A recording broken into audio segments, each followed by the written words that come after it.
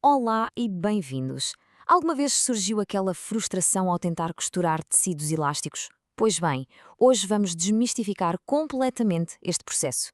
A ideia é transformar o que parece um desafio numa jornada criativa e, acima de tudo, gratificante, para que seja possível criar roupa super confortável e com imenso estilo.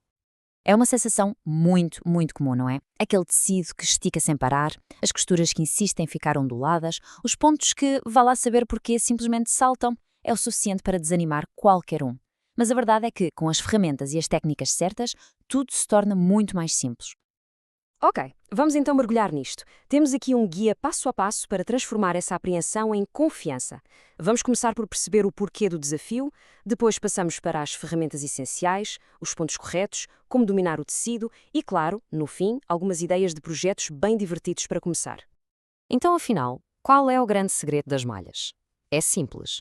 Ao contrário dos tecidos planos, que são tecidos como uma grelha, as malhas são, bem, tricotadas. São feitas de pequenas laçadas que se interligam.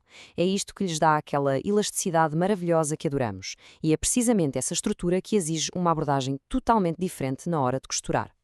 E a primeira parte da solução está mesmo aqui, no equipamento. Ter as ferramentas certas não é de todo um luxo. É o primeiro passo, absolutamente essencial, para evitar dores de cabeça e garantir que o acabamento fica com um ar profissional.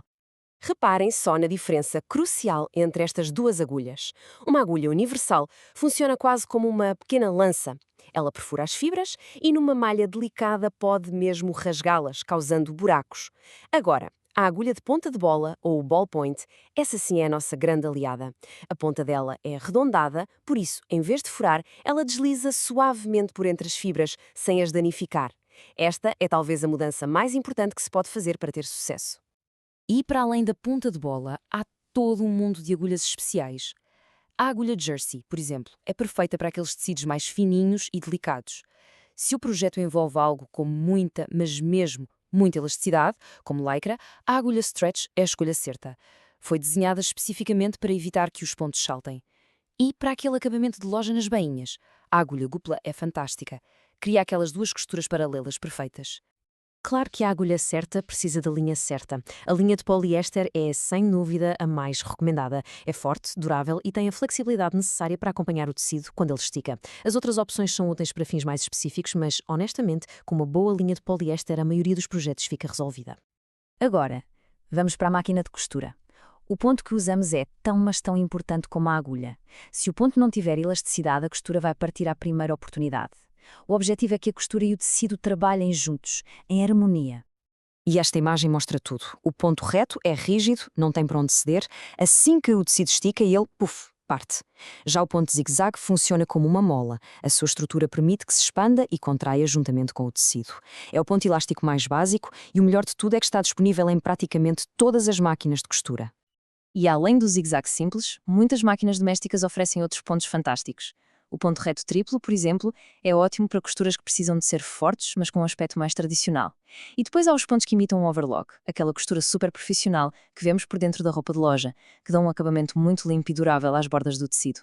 E aqui está, talvez a dica mais importante de todas, a regra de ouro. Antes de sequer pensar em tocar no projeto final, é essencial pegar num retalho do mesmo tecido e testar tudo: a agulha, a linha, as definições do ponto.